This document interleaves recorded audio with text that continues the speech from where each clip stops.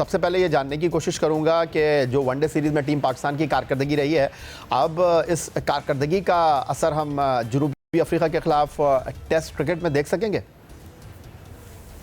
देखना चाहते हैं हर कोई, क्योंकि साउथ अफ्रीका में हमारा रिकॉर्ड बहुत अच्छा नहीं है टेस्ट मैचेस का। जैसा आपने कहा कि 15 में से शायद 13 मैचेस हम हारे हुए हैं या 12 मैचेस हम हारे हुए हैं, 2 जीते हैं। एक डरबन का मुझे याद है जहाँ शोएब अख्तर ने तबाकुन बॉलिंग की थी, अजहर महमूद और सईद अनवर ने सेंचुरीज की थी। आउटस्टैंडिंग टेस्ट मैच था वो। पिचेस के ऊपर डिपेंड करता है। इन्होंने जो पिचेस बनाई थी वो शायद चैंपियंस ट्रॉफी की तैयारी कर रहे थे, तो थोड़ा सा टर्न भी रखा था। हमारे स्पिनर्स ने डोमिनेट किया, फास्ट बॉलर ने भी, स्पिनर्स ने बहुत ज्यादा किया।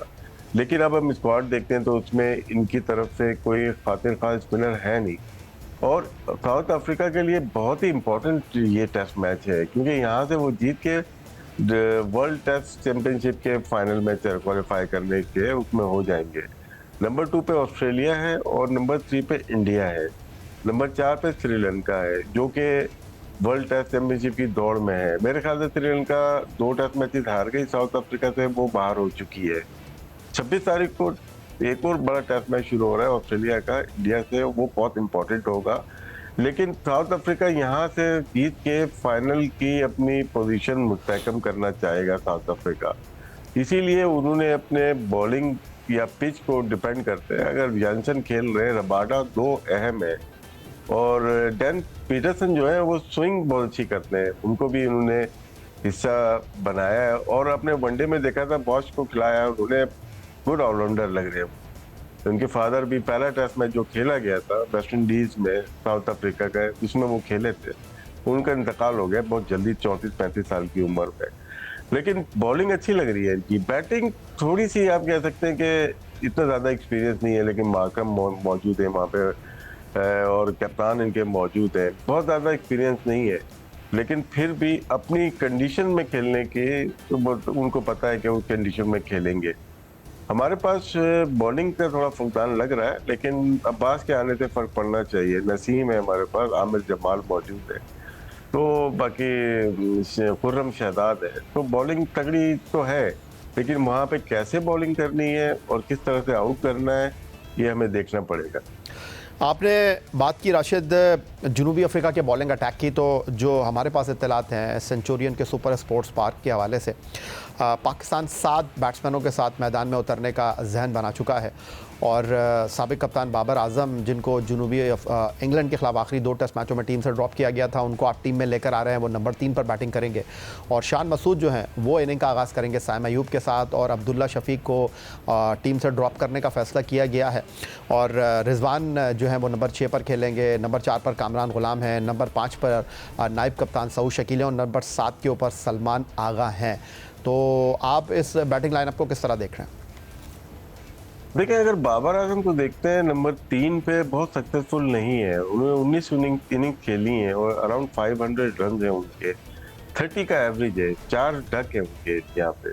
तो बहुत खातिर खा परफॉर्मेंस नंबर 3 पे है नहीं बाबर आजम की। नंबर 4 पे उनकी 51 की एवरेज है, 2000 प्लस 2020 मतलब 24-500 उनके रन है, तो वो अच्छा है। वहाँ पे 7 सेंचुरीज भी है।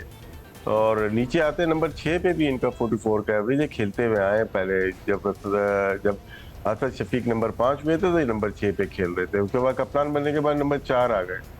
नंबर 3 पे साउथ अफ्रीका में नहीं, प्लेयर तो अच्छा है, वो अडेप्ट कर लेगा अपने आप को, कोशिश करेगा। लेकिन जो ट्रैकआउट बताता है बहुत अच्छा पता नहीं रहा उनका।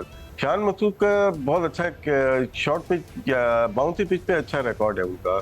ऑस्ट्रेलिया में हो या साउथ अफ्रीका में, 2 ऐसे ममालिक हैं जहाँ पे बॉल छाल के साथ आती है, बाउंस के साथ आती है, और इनकी टेक्निक अलाउ करती है कि कट पुल मार सके, उस पर रन बना सके। अटैकिंग प्लेयर है, अटैकिंग माइंड सेट है उनका, तो वो अच्छा इजाफा हो सकते हैं। ऊपर जाए या नंबर 3 पे आए, उनको इतना ज्यादा फर्क पड़ना नहीं चाहिए। जो उनकी लिमिटेशन है वो उससे बढ़कर वहां पे रन करने की सलाहियत रखते हैं। तो ये 2 नंबर स्पेशल है, बाकी वही नंबर है।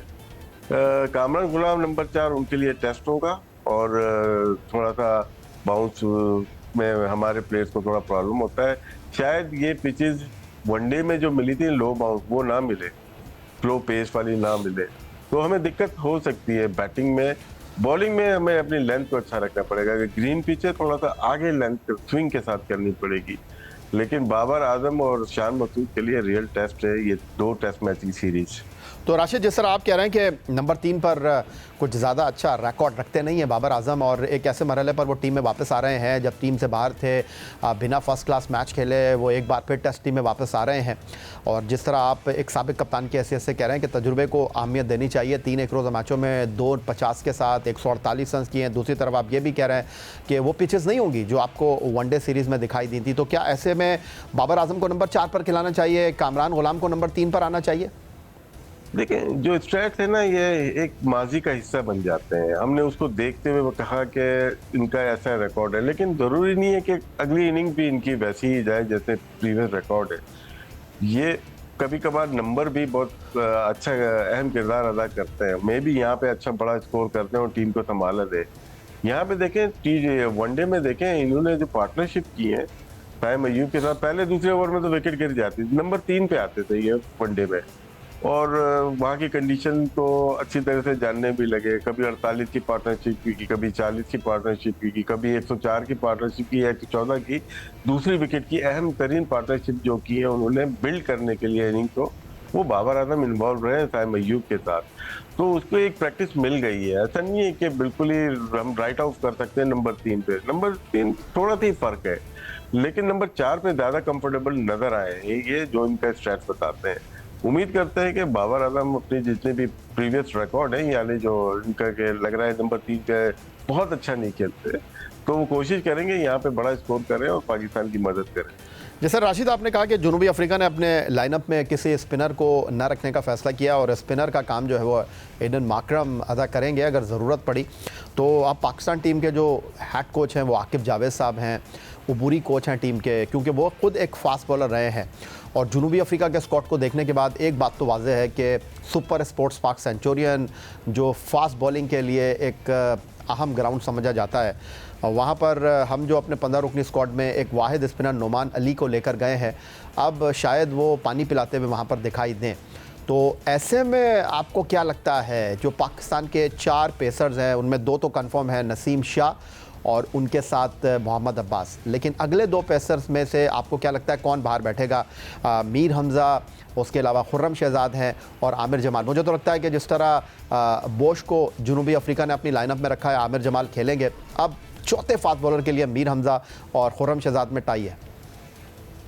आमिर जमाल की फिटनेस पे डिपेंड करता है, क्योंकि हम काफी अर्से से डिस्कस कर रहे हैं कि बॉलिंग नहीं कर रहे हैं। अगर हम देखते हैं लास्ट रावलपिंडी टेस्ट मैच में भी ज्यादा बॉलिंग नहीं की नहीं, या मुल्तान के टेस्ट में सेकंड टेस्ट में बॉलिंग नहीं की, फिर हम ऑस्ट्रेलिया गए वहां पे भी नजर नहीं आया कि फातिर खां बॉलिंग करते हुए खेलते हुए भी नजर नहीं आया। शायद वो कोई इंजरी कैरी कर रहे हैं, हमें बताता तो कोई भी नहीं है, लेकिन आपको इतना आइडिया हो जाता है कि वो इतना अच्छा प्लेयर बाहर क्यों हो सकता है, कोई ना कोई इंजरी होगी शायद इस वजह से। तो अगर इंजरी है और कैरी कर रहे हैं, ज्यादा तेज बॉलिंग नहीं कर सकते, तो शायद पाकिस्तान अवॉइड करे उनको खिलाने से। ये रावलपिंडी या मुल्तान टेस्ट नहीं कि स्पिनर्स लगे रहेंगे, इनकी जरूरत पड़ेगी। तो लेफ्ट आर्म फास्ट बॉलर चाहिए और स्विंग करने वाला चाहिए, और मीर हमजा मेरे ख्याल से बहुत अच्छी चॉइस होंगे इस कंडीशन में। बाकी हमें खुर्रम शहजाद की भी फिटनेस को देखना पड़ेगा, लंबी बॉलिंग करनी पड़ती है कभी टेस्ट मैच में, आपको ये 4 ओवर या 10 ओवर का स्पेल नहीं होगा, वहाँ आपको 25 ओवर करने पड़ते हैं। अगर टीम दूसरी सामने वाली आउट नहीं होती तो आपको लंबी बॉलिंग करनी पड़ती है, एक से ज्यादा दिनों पे मुहित होती है आपकी बॉलिंग। बाकी आप अब्बास खेलते हुए आ रहे हैं, काउंटी में भी डोमेस्टिक में भी खेलते हैं, उनको ये है कि वो जो बॉलिंग करते हुए आए हैं, अगर इंग्लैंड की काउंटी में, यहाँ पाकिस्तान में वो ड्यूक बॉल से करते आए हैं। उनका लास्ट जो खेले थे 2021 अगेंस्ट इंग्लैंड ड्रॉप हो गए थे वो, वहाँ पे मोहम्मद अली को लेके आया गया था और हारिस को लेके आया गया था वहाँ पे इंग्लैंड के खिलाफ। उसके बाद वो दोनों शायद ज्यादा नहीं खेल सके, लेकिन अब्बास वहाँ से ड्रॉप हो गए थे, वहाँ से दोबारा पिक में, और बॉलिंग तो बहुत उम्दा करते हैं, उनकी लाइन, उनकी लेंथ, उनकी कंडीशन के लिहाज से स्विंग, तो वो अहम किरदार अदा कर सकते हैं। अब यही हमें देखना है कि कोकोपुरा और ड्यूक में काफी फर्क है, और उनके गैप भी आ गया, 3 साल का गैप इंटरनेशनल क्रिकेट का बहुत ज्यादा होता है।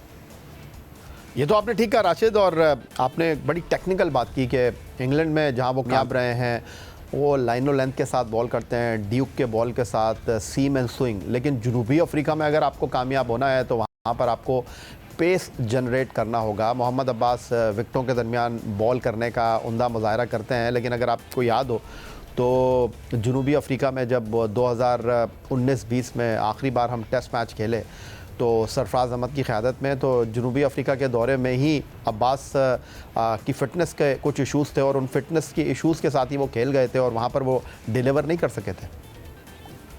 जी, वो याद है मुझे, सरफराज ने 10 कैचेस किए थे उस मैच में। वो शायद वो उस वक्त का आखिरी टेस्ट मैच था और बहुत अच्छी कीपिंग की थी। जी, उस वक्त यही इश्यूज आए थे और हम वो मैच हार गए थे, शायद बुरी तरीके से हम हार गए थे।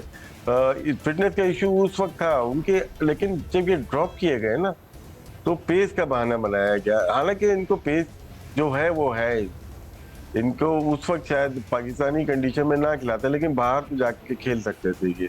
और जिस तरह से उन्होंने हिम्मत नहीं छोड़ी और वो खेलते चले गए और परफॉर्म करते ही चले गए। काउंटी में हमने देखा, डोमेस्टिक में भी देखा, उनकी पेस इतनी ही होती है। वो 130, 132, 131 पे बॉलिंग करते हैं। वो बाद में मैगरा को देखें, शॉन पॉलॉक को भी देखें, दूसरे बॉलर्स को भी देखें, वो इतनी पेस से आउट करते थे। अब हमारा यही है कि हम देखना चाहते हैं अब्बास को, क्या अब्बास को जिस कंडीशन में, जिस सिचुएशन में हमने छोड़ा था, जिस जो उम्मीदें लेके आए हैं, क्या उस पर वो दोबारा उतर सकते हैं, पूरा उतर सकते हैं और अपनी फिटनेस को भी कायम रख सकते हैं या नहीं। ये मेरे ख्याल से 26-27 तारीख को हमें पता चल जाएगा। और जाते जाते राशिद, एक आखिरी सवाल आपसे मैं करना चाहूँगा कि हमने इंग्लैंड के साथ मुल्तान में पहला टेस्ट मैच हारने के बाद अगले 2 टेस्ट मैचों में कामयाबी हासिल की, अपनी मर्ज़ी, अपनी मंशा का, होम ग्राउंड का पूरा फ़ायदा उठाया।